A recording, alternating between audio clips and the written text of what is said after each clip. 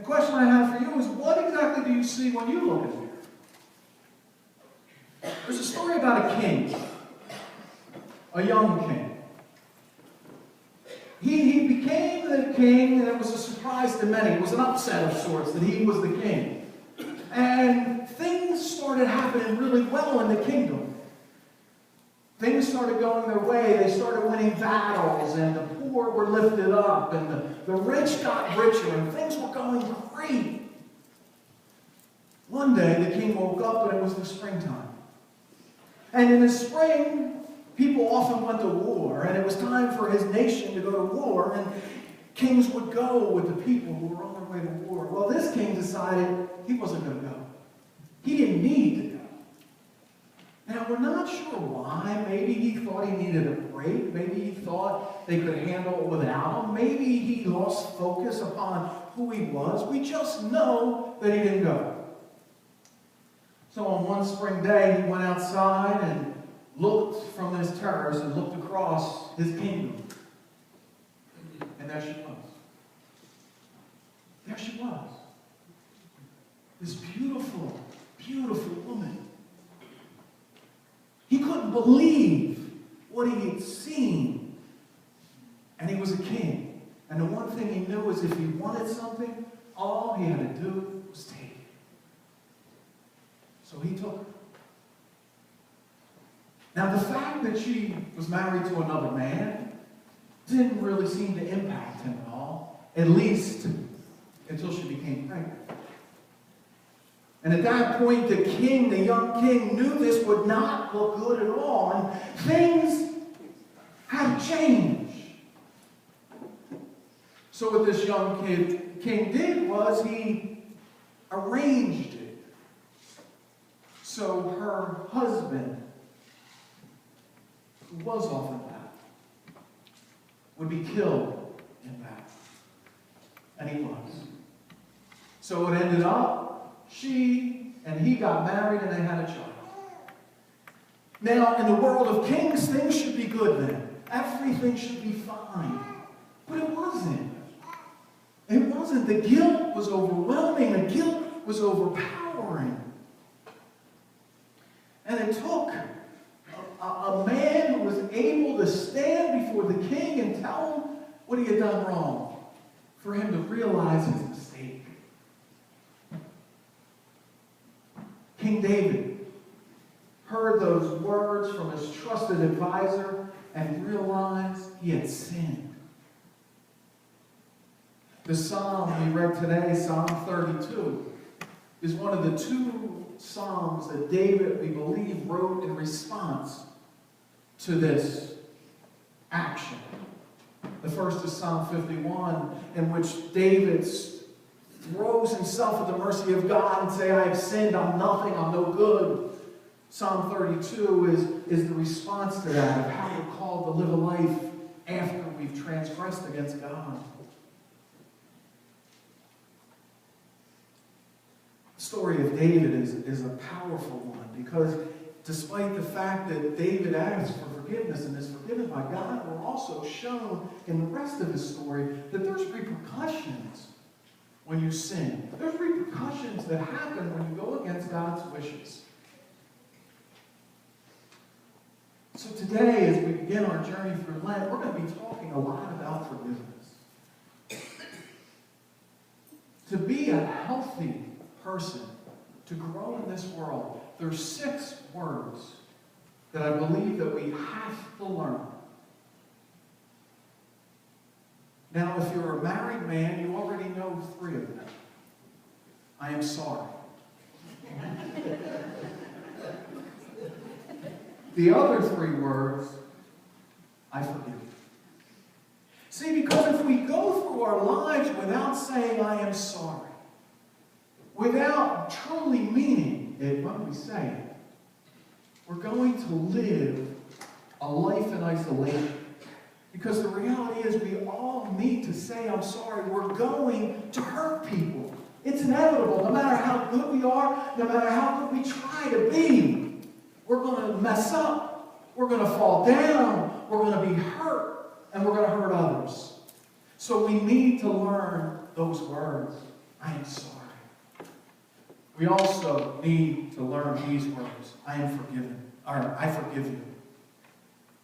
Because if we don't learn those words, the outcome is we are going to lead a bitter, hurt life.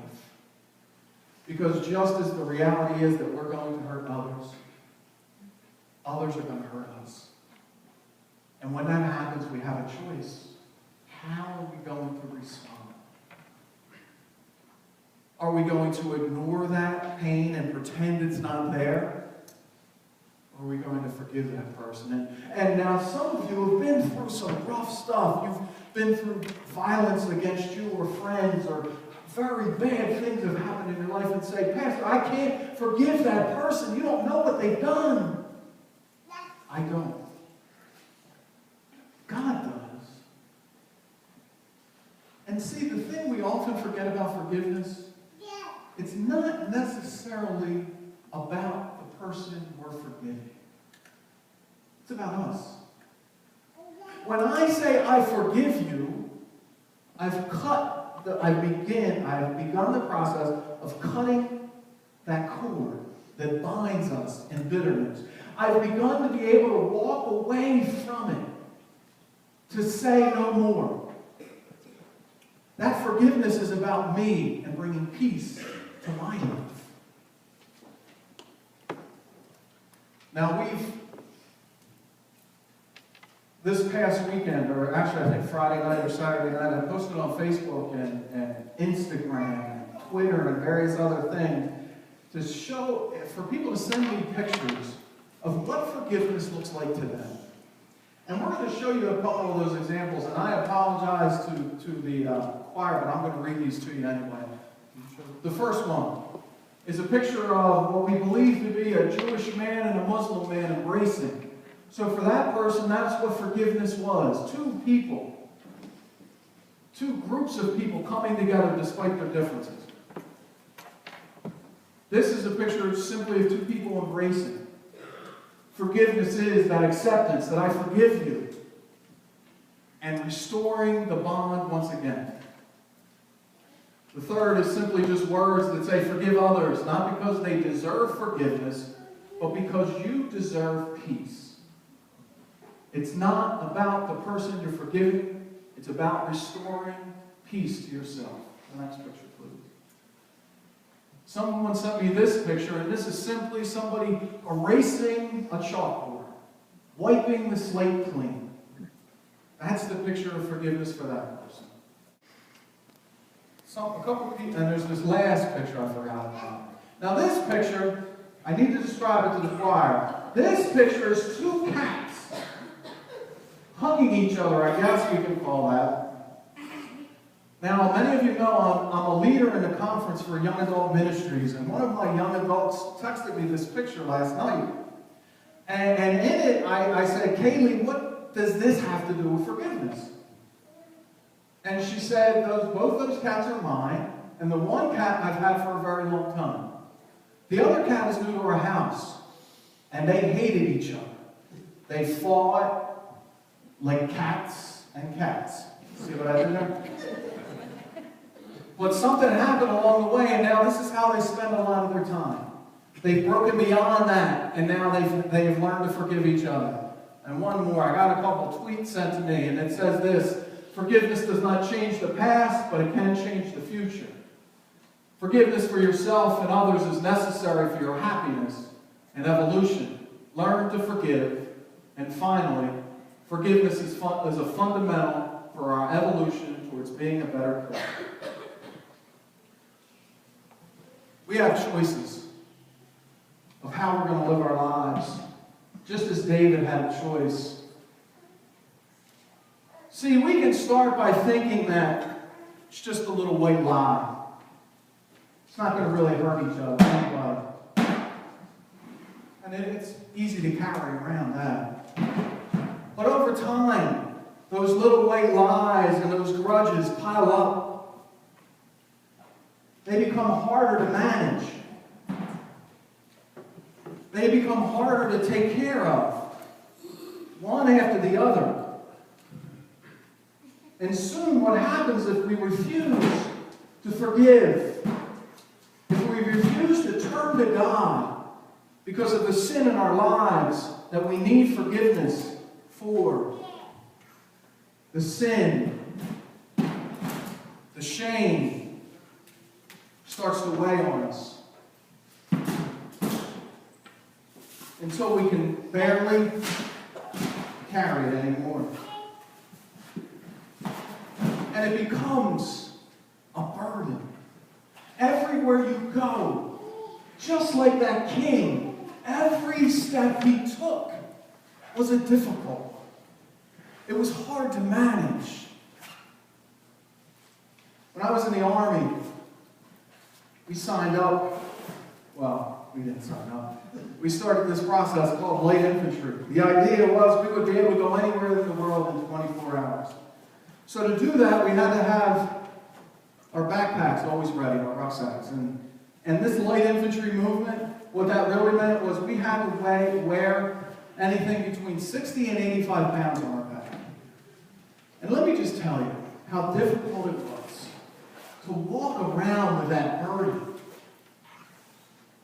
day after day. And it's like David walking around, and it's what we're like when we walk around with the sin and the shame and refusing to forgive others and refusing to ask for forgiveness. But oh, what a glorious day. A day like David celebrated. When you can release that burden, say, I am sorry, or say, I am forgiven. And look towards each other and look towards God. In the book of Jeremiah, in chapter 34, we hear these words from God to his people. The days are coming, declares the Lord, when I will make a new covenant with the people of Israel and with the people of Judah. It will not be like the covenant I made with their ancestors when I took them by the hand to lead them out of Egypt, because they broke my covenant, though I was a husband to them. This is the covenant I will make with the people of Israel after that covenant. I will put my law on their minds and write it on their hearts. I will be their God, and they will be my people. No longer will they teach their neighbor or say to one another, know the Lord, because they will all know me, from the least of them to the greatest. For I will forgive their wickedness and will remember their sins no more. I love that line. I will forgive their wickedness and remember their sins no more. Understand this. This is not, when we ask for forgiveness from God, it's not as if God is forgetting. It's not as if God is dealing with memory issues. Jesus, God the Father, is purposely forgetting, purposely not remembering our sin. That's a powerful statement. Because God knows we can't walk with that sin. We can't walk with that burden.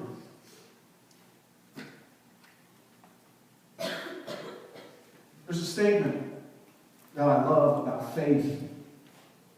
And the statement is this. Faith is accepting that you are exactly who God sees. Not who you see when you look in a broken mirror. Not a distorted picture. But instead, who God sees. A child of God. Loved, cared for, and cherished. My friends, who do you see when you look in the mirror? Who do you see looking back at you? 6 words. I am sorry. You are forgiven. 6 words that will change your life like they changed David's. Are you willing and able to say that? I am sorry. You are forgiven. Those words that Jesus has said to us time